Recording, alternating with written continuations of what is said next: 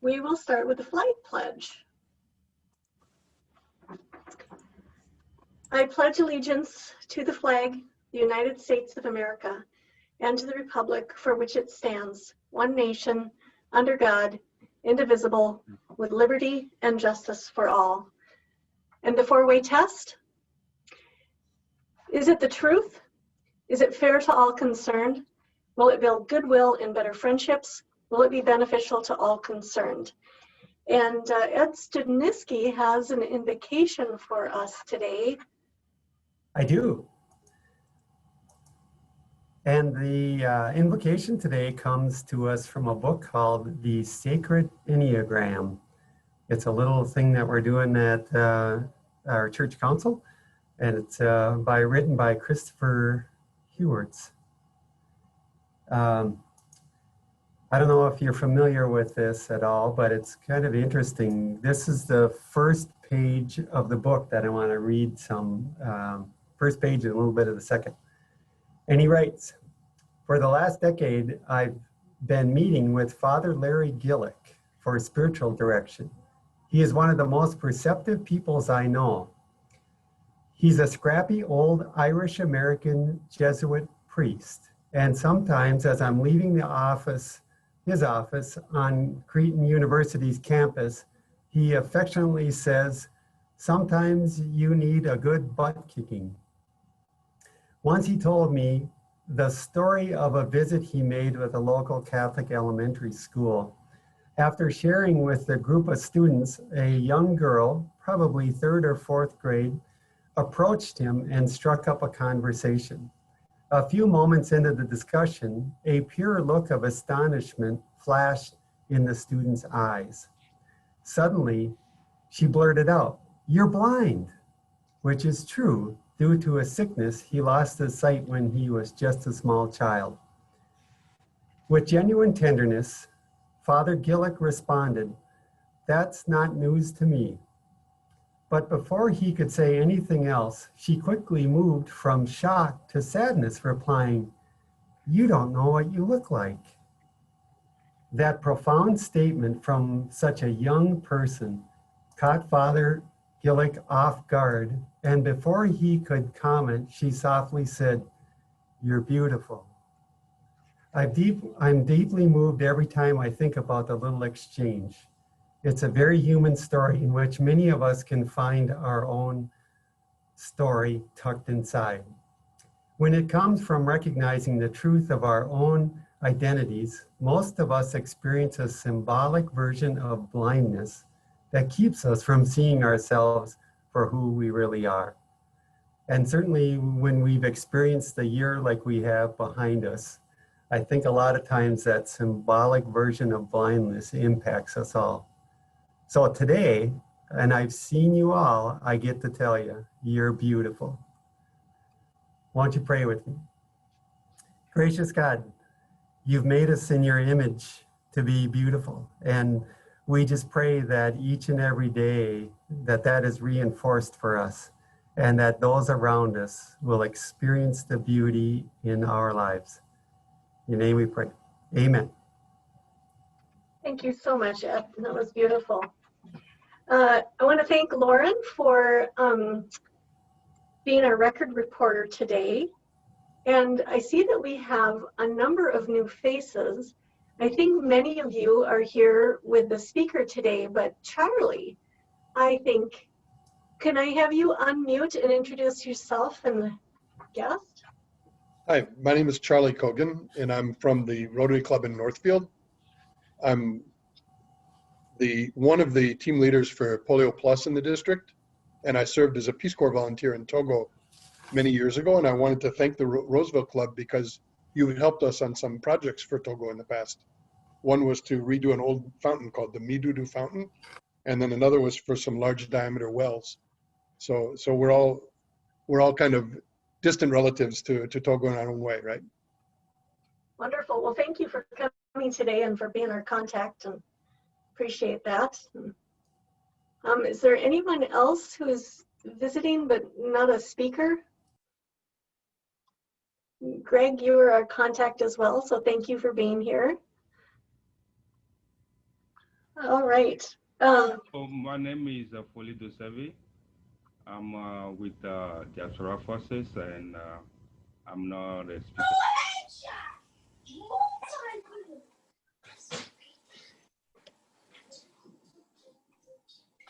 All right. Well, welcome, Foley. Happy to have you here. Silva? Madam Chair, I don't know if we're letting people in on, or if they have to be admitted, but I invited a friend of mine whose son was in Togo for the Peace Corps. So I don't know if she's going to make it or not. Her name is Michelle. I'm not seeing her on yet, so I don't know if she was able to make it or not, but I invited her. Thank you. We'll be sure to look for her. If she tries to get in, that's my guess. All right, I think I'll wait and introduce the speakers after a bit. So if you guys could mute yourself again, that would be great. Kathy, are you able to put up our history picture for today?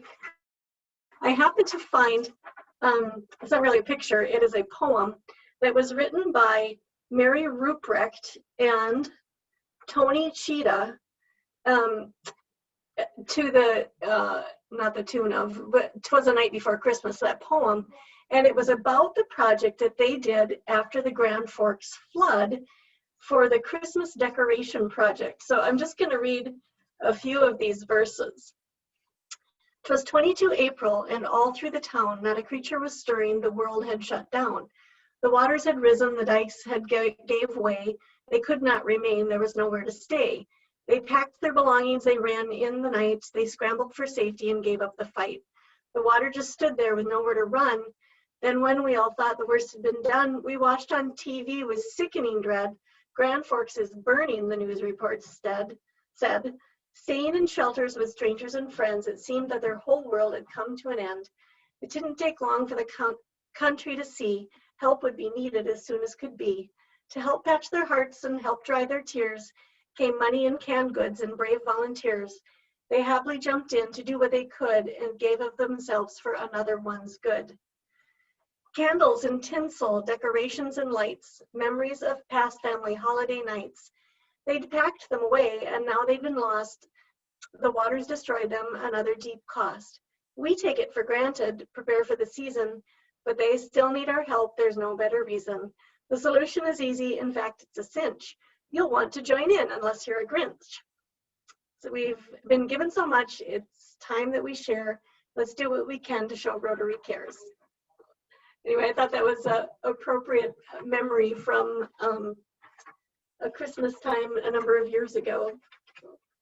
Does anybody know those folks? Mary Ruprecht and Tony Cheetah?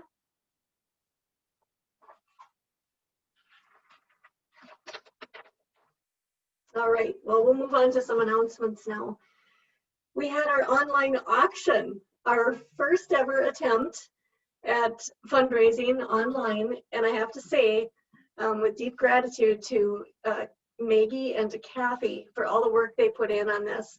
And after Maggie's server crash, Kathy really ended up carrying the bulk of the load. So I know we said thank you so much to her at the Christmas party, but let's do it again. So thank you to Kathy and to Maggie.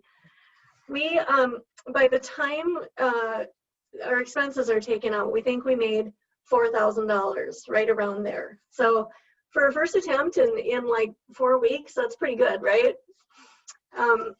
So thanks all of you who participated. We had a little bidding war going there, especially for Mary Jo's luncheon and a couple of the other items. I think David Cray's party. So super fun event. If we ever get to do this together again, Kathy and I said we've got to host a party and I'll be there together and get in on this little last minute frenzy. It was a lot of energy and it was great. So thanks to everybody who donated, who came online, who participated, all of those things.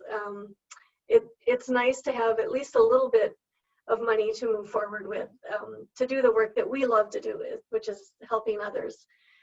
Another thing that Kathy brought up is that we've paid for this online auction app for a year, and that's going to cover the Taste of Rose Fest.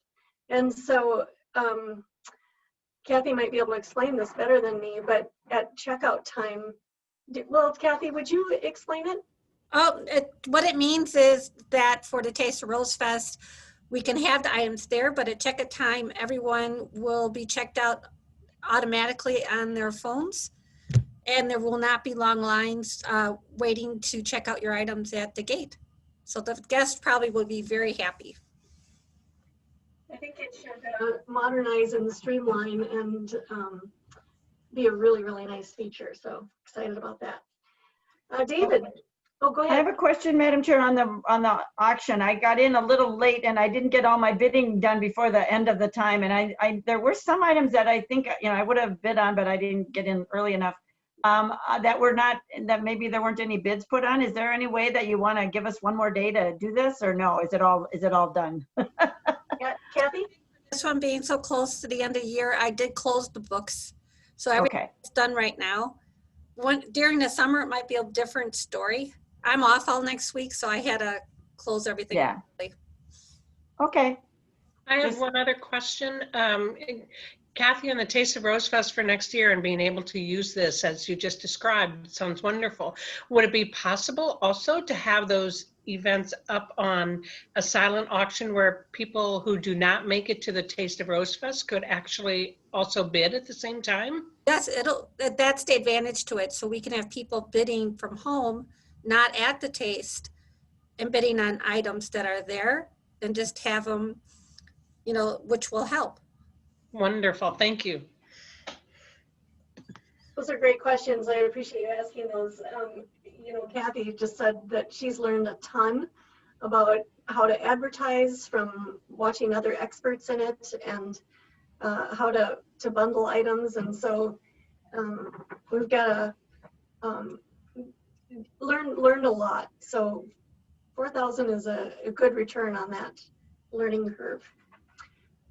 David, would you give us an update on the coalition? Sure, of course. The coalition, if you don't know, is we have joined other Rotary clubs and also other service organizations in North Ramsey County to raise money for COVID-19 emergency funding, basically for food insecurity and housing, rent issues that people are having due to the COVID and unemployment issues that have been going on in the last 9 months. So the good news is that we have raised our initial goal of $150,000 as of the end of this year. So we made a commitment last time we met that we are going to be here as long as our community needs us, and that we have set another goal of $100,000 for next year. And we're going to keep fundraising until we get past this whole pandemic and everybody is back to somewhat normal. So the good news is we raised a lot of money and we're going to keep doing it. And we have granted, I believe, over $100,000 now to all different Mounds View and Roseville area, New Brighton area organizations that are taking care of these on the front lines. And the biggest thing that's coming up is actually the gap, because the federal funding from the CARES Act ends at the end of the year here, and we're not sure if the government's going to step up and extend anything. So we're trying to raise money for that to make sure we have that gap covered, which has been a concern brought up by Mary Jo, and we're going to be here to try to address that for the people in our county. So that's all I have. And if you have anything, if you want to give, there's still all the same places that are available at Give Minnesota. And if you have any end of the year giving you want to do, you can consider the coalition as one of your places you can give. That's all I have. Thank you, David. Yes, that's fantastic news. Are there any other announcements? All right, then Madam President-elect Jenny Hedel, would you be so kind as to introduce our speakers? You bet. So today I'm going to introduce Greg Lace. And Greg is an individual who is a lover of the outdoors. He was the founder and executive director of Wilderness Inquiry, where he spent 41 years in that position. Now he is the Director of Strategic Initiatives for Wilderness Inquiry, which also gives him a little bit more time, free time into the community, which he is getting involved with multiple different organizations, including the Diaspora Force. And so today I'm going to turn it over to him so he can introduce the rest of the speakers. Greg? Great, thank you, Jenny. It's really a pleasure to be here to see you. It's like, what, 20 years ago that you were in Leo McAvoy's class Yeah. at university. How time flies. I'm thrilled to be here and to be able to introduce you to this organization, Diaspora Forces Minnesota. Before the meeting, we had a pretty lively discussion with Charles Cogan from Northfield and really with his Peace Corps days. But it's my great pleasure to introduce you to Ezekiel Agbosu, who will be doing a presentation, and his colleague Silva Gali, and then also Fali Dasevi. And this great organization, it's a 501c3 Minnesota organization, which is really, it has a mission of bettering the lives of Togolese community here in Minnesota and also back in Togo.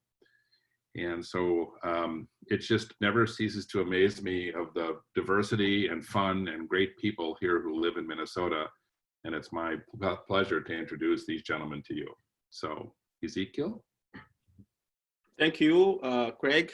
Thank everyone. It's very warm in my heart that you welcome us to present ourselves, to talk about Diaspora Forces. I would like to take this moment to thank Jenny, the president, for accepting to hear about Diaspora Forces.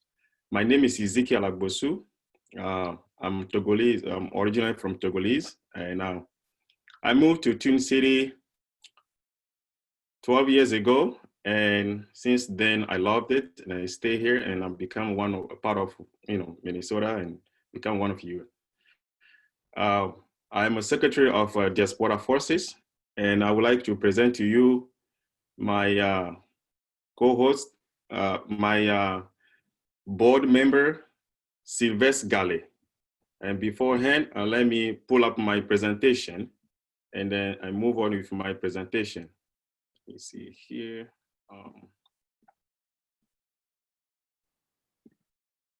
Can everyone see my screen?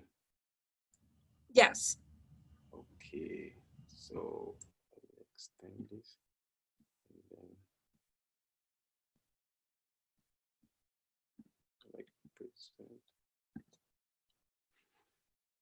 Okay, like I said, we are a non-profit organization, 501c3 organization funded since 2017, July 2017.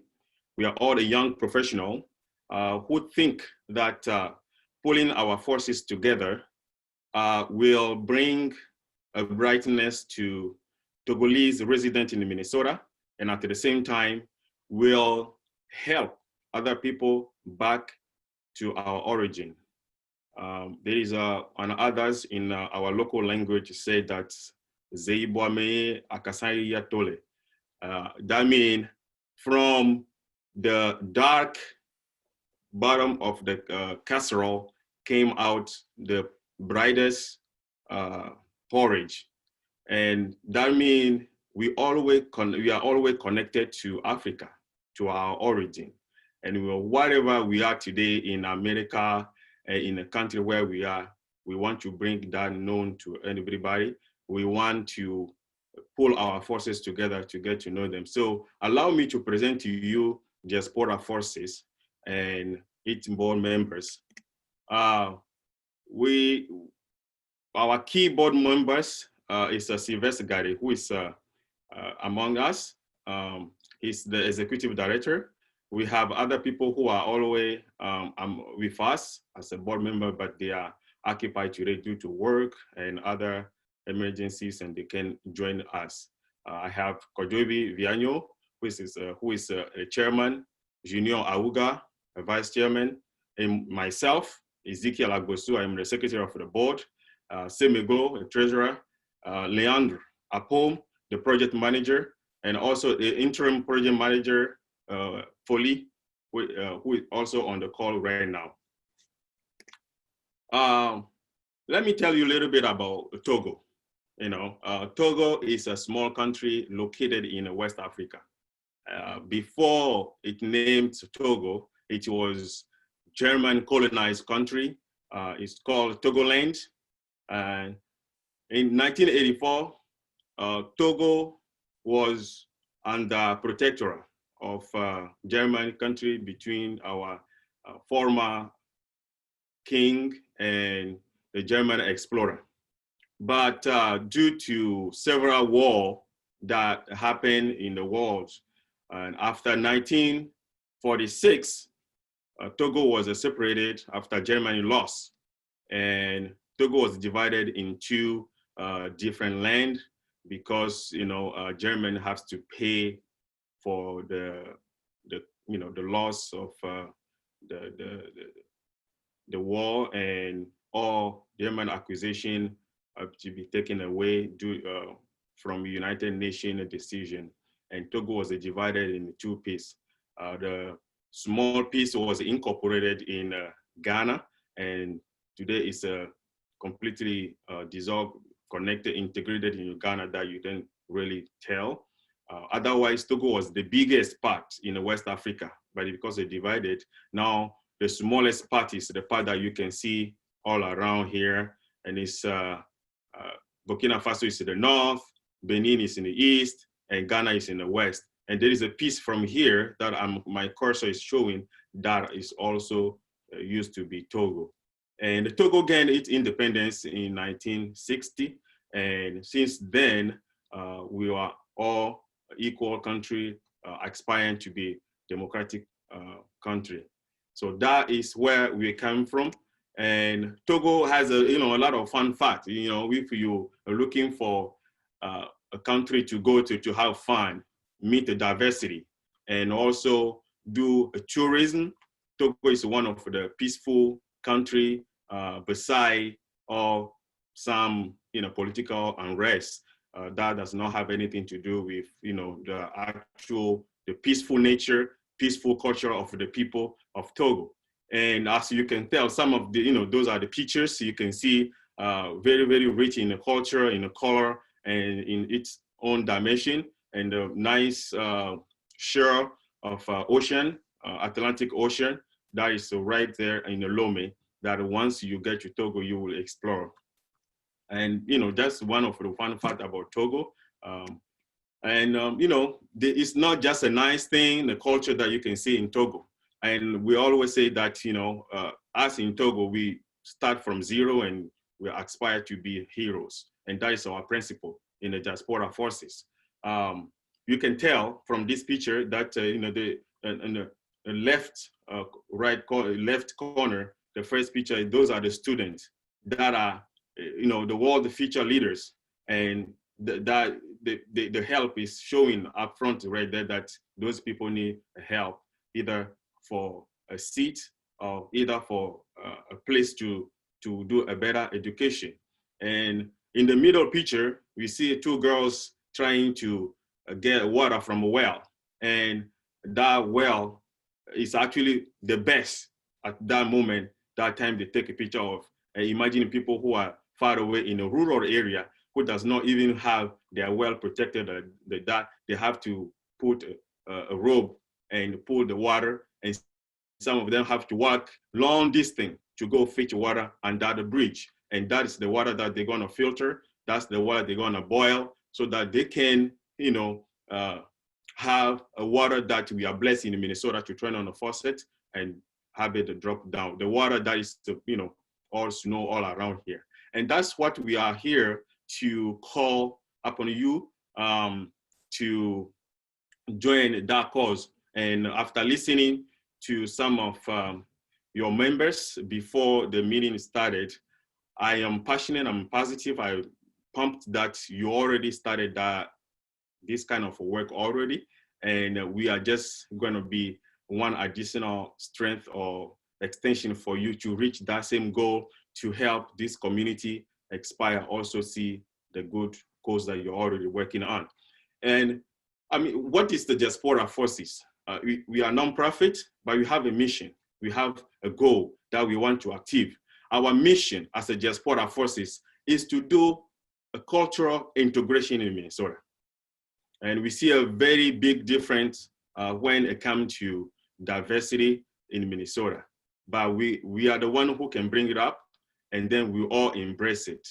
It's nice in Minnesota as one of the culture. They say Minnesota nice, but at the same time, the integration between diversity is very important. So we interact and learn from each other.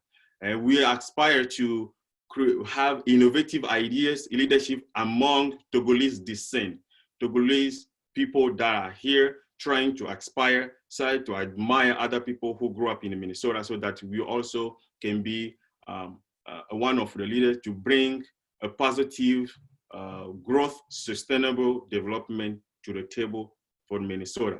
That is one of our goals in Minnesota. And also, we have that loving part of us for Togo, and that we also want to help.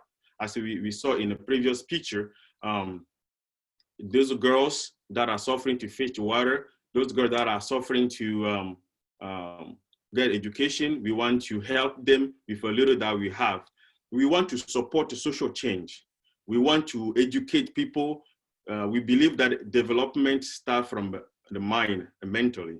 So development for social change will start from education, giving awareness, education and awareness, so that one day they can be self-sustainable, not us from US all the way handing something or helping or doing the minimum, the basic for them, but they can do that. So we put on ourselves that we will empower people for education, better policies, better understanding of what you needed to do to put the fundamental.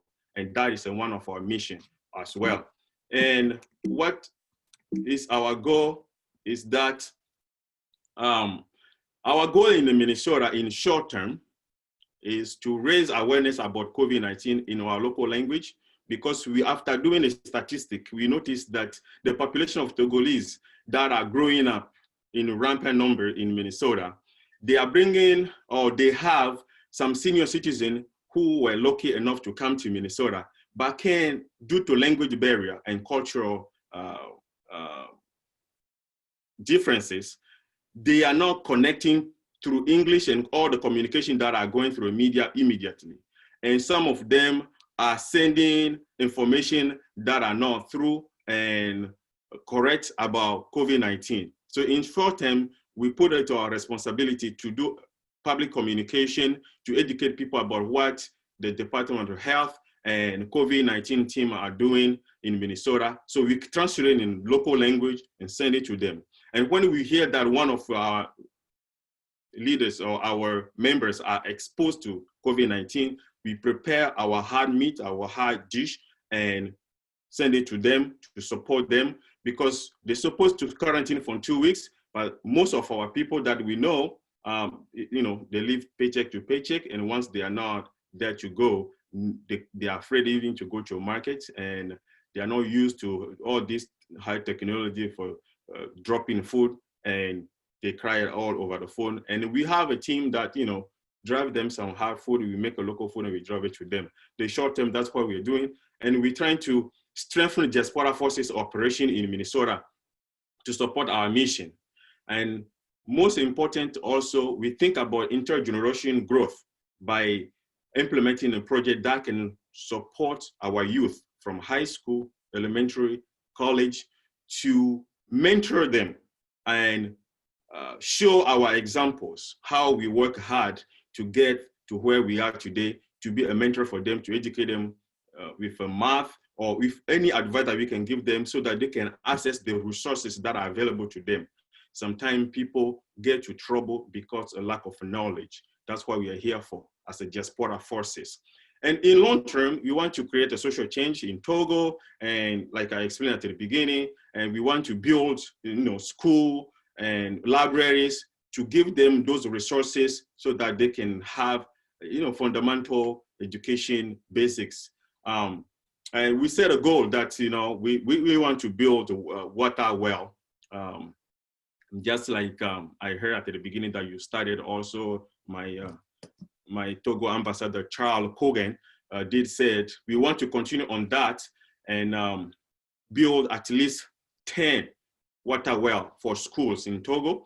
And also in Minnesota though, we want to do the community, build the community to be cultural integrated and promote our culture. So that's what we're doing. And now I want to present to you some of the program that we did here. This picture is just to, to interact with you. You see how the population is growing in Minnesota. This picture was taken when we were doing the Togolese independence celebration. And that time we have about 500 or 600 people that came up to celebrate with us. And so in Minnesota, this is statistic, I just pulled it up from one of the diaspora growth sheet in US Embassy website. And they're saying that the Togolese community in Minnesota is growing very fast because from 2001, 2005, Togolese has a lot of unrest, and that unrest make Togolese open to the world, try to travel outside, and it turned out that Minnesota was a nice state that welcomed a lot of Togolese community that came and settled here. After 15 years, the growth of Togolese or somebody who is attached to Togolese or connected to Togolese community, Togolese descent are going fast. And I'm trying to show it to this map that by integrating those community, those youth is building a sustainable growth for Minnesota and working with diaspora forces and to implement that, identify our need and put us in that map will help Minnesota in the best way possible. That's why we are here to share that. And we can tell that the Togolese descent from 2020 is going as a higher, in a scale of 1,000 in Minnesota when we compare that to the entire West Africa population immigration in Minnesota. This is just to give you a visual of that graph. So the action, one of the action that we are doing in Minnesota, or we have done in Minnesota since we started in 2017, I want to explain that to you here. In Togolese immigrant integration program, this year we have our members that are licensed health broker through MNsure, and they have helped more than 55 up to date people sign up for MNsure application. And that is a program that usually people go to Hennepin County to sign up or any state county. But due to COVID-19, people cannot go to the county. They have a lack of English and they fear to speak. And we automatically ahead of time have our leaders, our members, including myself here, take the Minnesota license to health education. And so we enroll, we get certification, we started helping people to enroll remotely to avoid going to office to be exposed to COVID-19. And over the phone, we have helped more than 55 people as of today. And we did a community meeting to educate our community people about business, how to start business in Minnesota, and aspire and bring those people who already have African markets or community in Minnesota to talk to them so they can look at them as an example. So as I said before, we have emergency support fund that we put out of our own paycheck to put together to help. As a matter of fact, in 2017, one of us was in the street don't have any place. We put together 750 and help that person secure his monthly rent that we did before. And our second part that you did in Minnesota was awareness.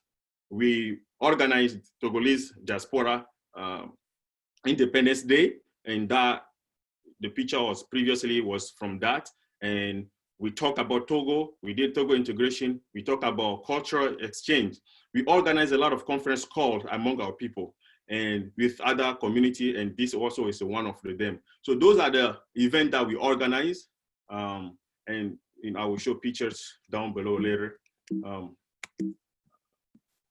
Okay, so this is one example that we did also in June 2020. Due to that unrest, Togolese pulled together a lot of, we call our community, and we did a full drive, and we went there, we did a full drive, we collected a lot of cans of food, and we shared it for 2 different locations. We went to a local church in South Minneapolis, where we dropped a part of the food, and then we went again to Emerge Community Development, that is, I think, in the north, in the Brooklyn Park area, and we dropped a part of the food there as well.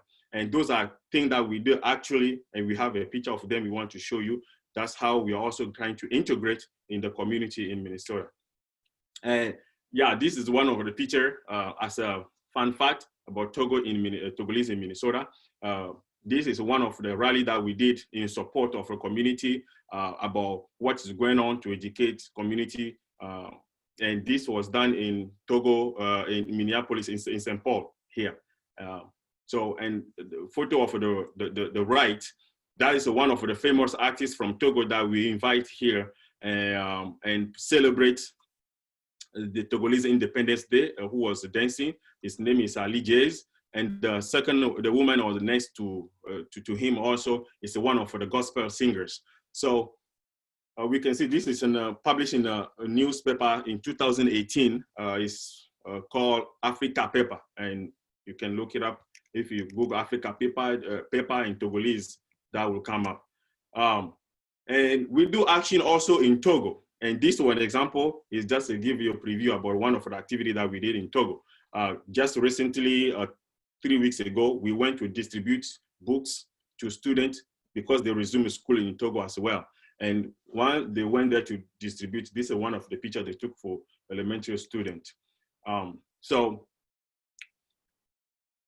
yeah, in Togo, like I said earlier, we are focused also in giving awareness about COVID-19 through local nonprofit organization. What we do, basically we do fundraising, we do awareness, and we identify some local community, local member that we send the funding to.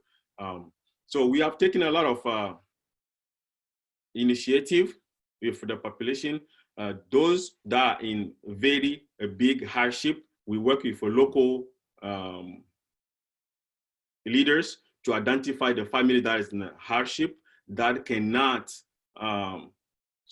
go through this COVID-19 curfew period without trouble. And they identify about 68 households in one region of the Togolese people for us. And we have, sent to them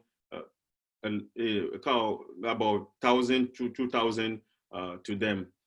We provided roughly a little bit more than 2,500 masks and a 500 bottle of hydroalcohol to people back home to support them. And those are the action we did this year during COVID-19 period.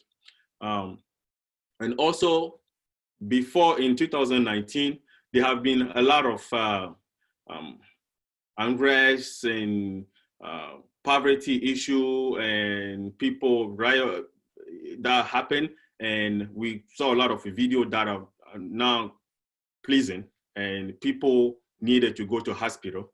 And we have paid 70 individual bills at the hospital. And we did that as a support for community to relieve them from the debt. That I want to share with you as well. And still in Togo, we supported the community with a textbook, and our goal, the main goal, is to be able to give them the primary equipment that the school will need, which will be a computer or room for a library or something that is tangible, can relieve students from that uncomfort that we saw in the previous picture. About our awareness campaign, our goal in Minnesota here is to identify the key leaders, the nonprofits, a group like Rotary Group, where we can make a speak to educate people about Togo, about the true issue that's happening, and also to make it understand that everything that is happening in Togo, we are all interconnected, it's affecting us. Togolese community in Minnesota are paying taxes, they are working every day. But imagine yourself when you are here, you get a picture that your brother, your cousin, your auntie, your relative is being beaten in a different country or is got in an accident. You will be shocked, and that psychology affects your productivity in Minnesota. So once they have a peace, we have a peace. Once they are full and they are in a sustainable environment, we also will be more freer in Minnesota. That's why we're trying to support them by establishing a platform of education about global peace. And through that, our goal, we have, professionals that educate them, that we support. We require them to submit a project, and we support the project as a sponsor, and then they develop and they give us a report back. As activity that we did in Togo continue, so far we supported 30 girls that were very in a situation where we think we need to support them since we started this in 2017 to 2018. And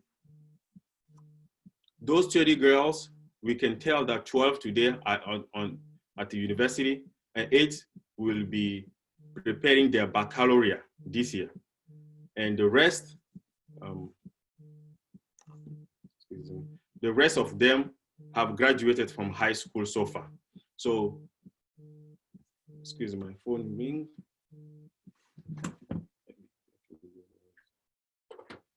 I'm so sorry for that.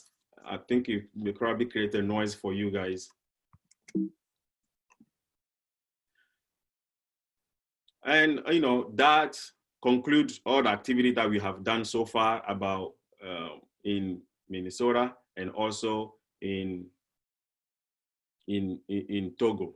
And we want to take this opportunity to explain to you that this task that we assign to ourselves as a nonprofit is not easy. And we know that we will need help from organizations like you or other organizations. And for instance, we plan to implement ourselves fully in Minnesota by having a community center. And having a community center, not necessarily build a center at this moment, but having a place that can identify us as a Togolese community center of Togolese place. And if we want to rent a place, for instance, it's not going to be less than $15,000 per month. And we need a help or idea how to do that. We need a tech support. We need people who can write a story about us, people who can maintain our website and can help us to volunteer some time. And that can cost more than 1,000.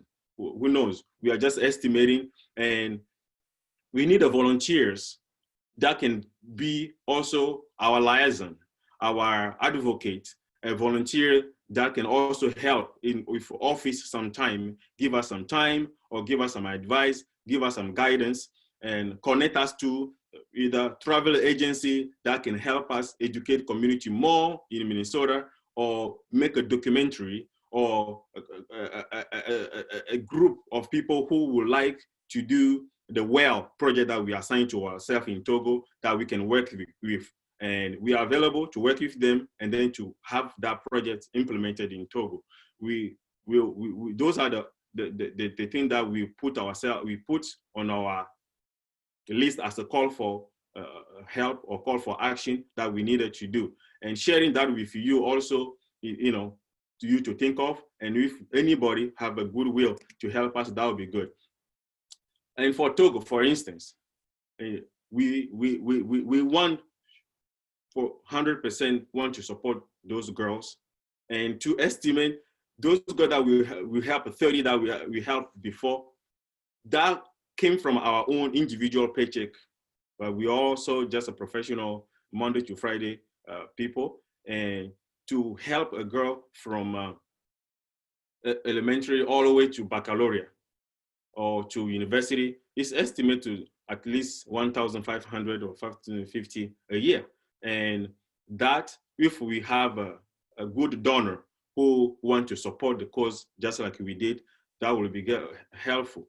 And like I said earlier, the project, the World Project, we need ideas, we need a supporter, we need a business, we need a connection so that we can implement that idea.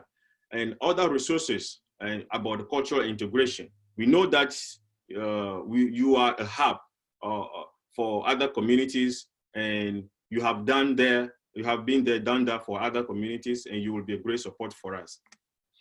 Well, thank you very much for welcoming us and listening to our speeches and understanding our goals. We are here to work along with you. If you have any question or anything that you want to discuss about, feel free to reach out to ask me any question that you have so far.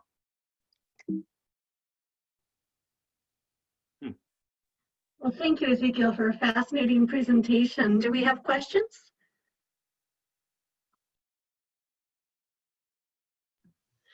This is Lynn. Thank you, Ezekiel, for a wonderful presentation. That was fascinating to hear about. What is there, can you name one, for example, a cultural value of the Togolese people that may not be a value here in Minnesota or in the United States? In other words, I'm trying to learn a little bit more about how I can be receptive to this population. And I'm just wondering if you could maybe share a value of the people that may not be as primary here in the United States, but is important in their culture.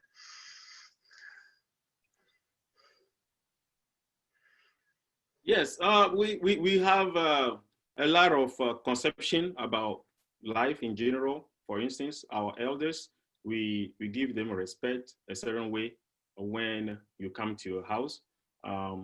Just give an example, the naming, you don't call people's name like that. We have a nickname like a papa, brother that we do, and people just hold accountable for that as a part of education.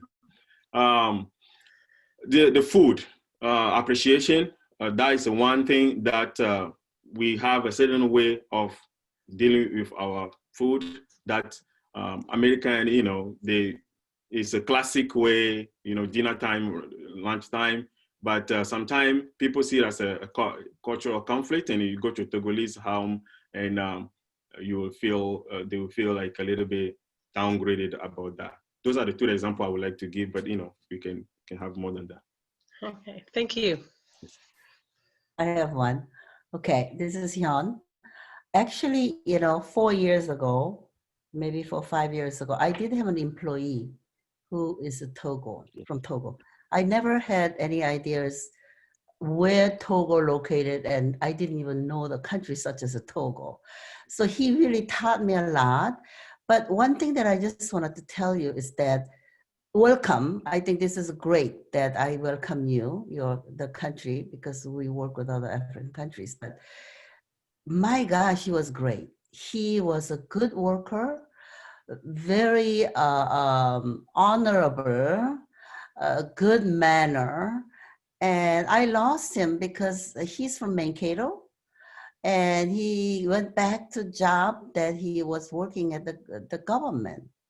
So I really do thank you for coming here, because I just have such a wonderful thing about Togo, and I'd like to get to know you more. Thank you.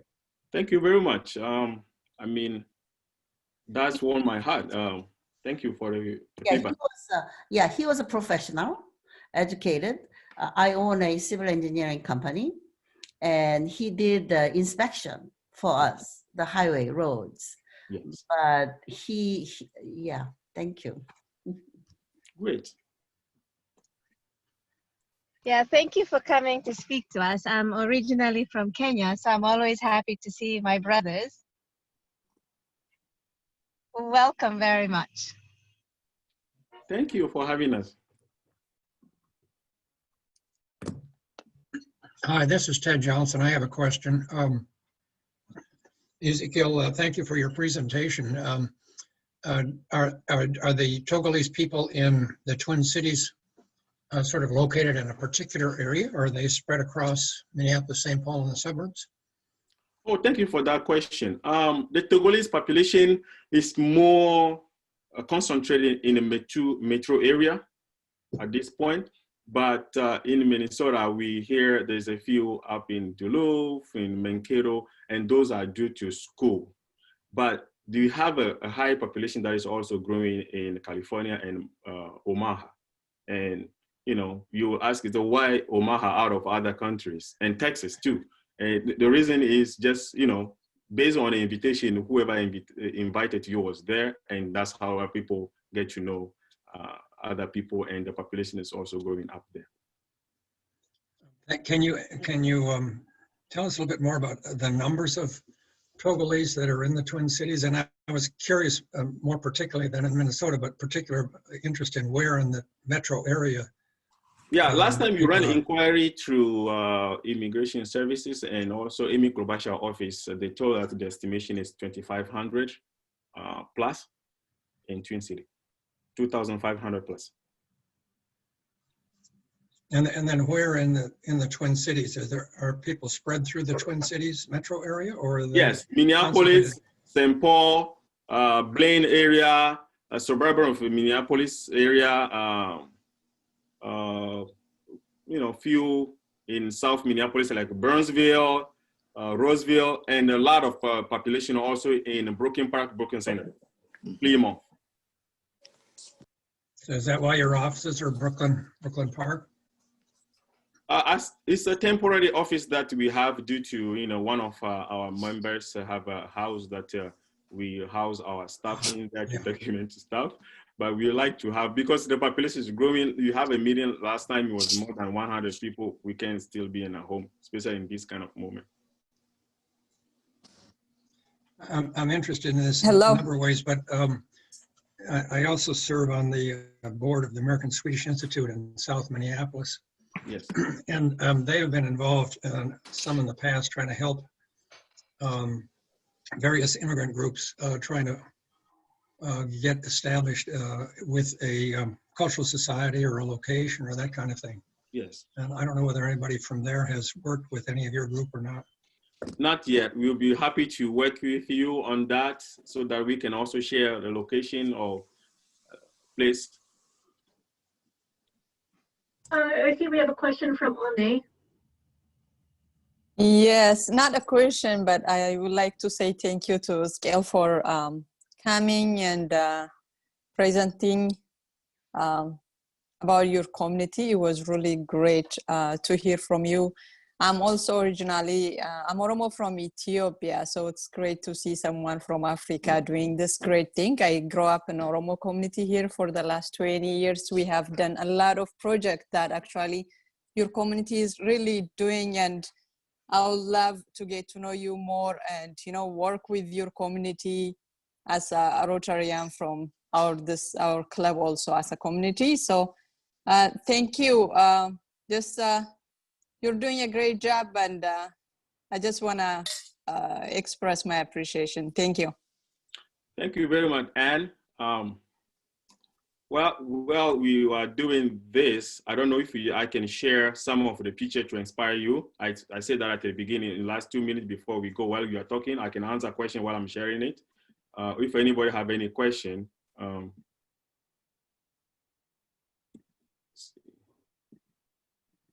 I have a question. What is the population of Togo back in Africa? The population of Togo at this moment is around 9 million back in Togo. This is the meeting we had last time of Diaspora Forces, the pictures of the meeting that we have in Independent 2019. So just want to share some of those pictures with you. This is the food that we share at Community Center, Food Drive, more than 500 cans of food. This is a 2-piece. This is just one picture of one part of it. This is a food that we share for people in Africa, back in Togo, for this COVID-19 pandemic. We share this with a community of people. These are people having it. We put together local food, and then we share. Is Togo French speaking? Yes, Togo is a French-speaking country. And these are the community they are giving to. Poor people identify in a local area. The people in the black, our liaison of people who are delivering. So yeah, just want to share that with you very quick before we can move forward. Those are the story that we have. I just have a quick question too. Yes. That you know, after the World War II, Korea divided up to South and North by Russia, the Soviet and USA, and then that's been, you know, divided for 7 years. So for your country that divided up by French and it is British, but then now it is one country. Togo is one country of 9 million people, right? Yeah. And you have a one government system. Yes. Well, you see, Togo was divided in two pieces with the intention to get the Togo disappear out of the map. So one piece get attached to French colonized, and the other piece attached to Ghanaian colony. And the British were able to integrate their piece. That's why nobody can see it today. But the French part, because we have some other educated people that also were involved with Togolese government, French government at that point, they pledged to be independent from being attached to Benin. And they said they want to be independent. And that was, you know, a kind of a political game they play so that they can be independent for being a culturally sub-dependent on Benin community. Okay. Well, you know, I understand. I had some employee from Ethiopia, Oromo too. But what I just want to welcome you is that this is America. It's a great place for all of us to come here and join and then build this country together. So I'm so happy that, you know, you have 2,500 of Togoan, you know, from in here, Minnesota. In Twin City. Yeah. Twin City, I mean. More, but just in Twin City. In the suburban and all other area, no. More than that. I just wanted to say welcome. Welcome to Minnesota and welcome to this Rotary Club. Thank you. Thank you very much. Ezekiel. Yes. This is Al Jardine. Just a little trivia information. Are you aware that there's a town in Minnesota by the name of Togo? Exactly. You have a picture of that right now. and there's a street too. Yeah, way up in northern Minnesota, and I think it's basically a Finnish community. I'm not sure. We are connected. That is really cool. That's really cool. So, Ezekiel, you know, my passion is keeping girls in school by providing washable feminine hygiene kits.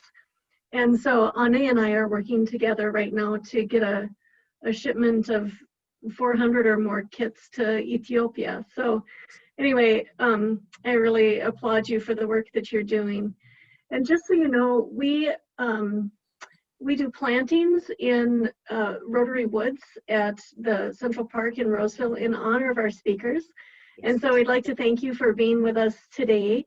And then just to close out the meeting, we do not have meetings the next 2 weeks. So no meeting on December 21st or 28th.